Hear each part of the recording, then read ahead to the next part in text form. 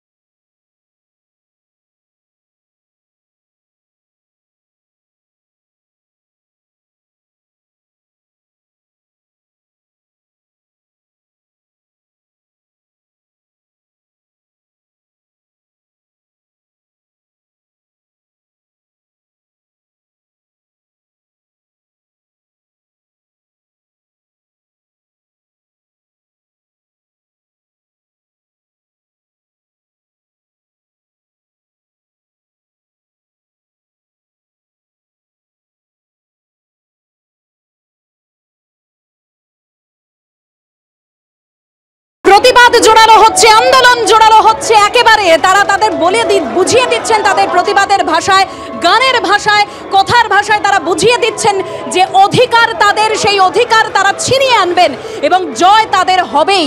প্রতিবাদ যত রাত বাড়ছে তত জোরালো হচ্ছে, সেই ছবি আমরা রেখেছি, সেই ছবি তুলে ধরছি এবং রাতভর এই আন্দোলন ধর্ণা কর্মসূচিতে আমরা সামিল থাকবো। প্রতিবাদ যে জোরালো হচ্ছে, রাত যত বাড়ছে সেই ছবিটা আরো বেশি করে স্পষ্ট হচ্ছে।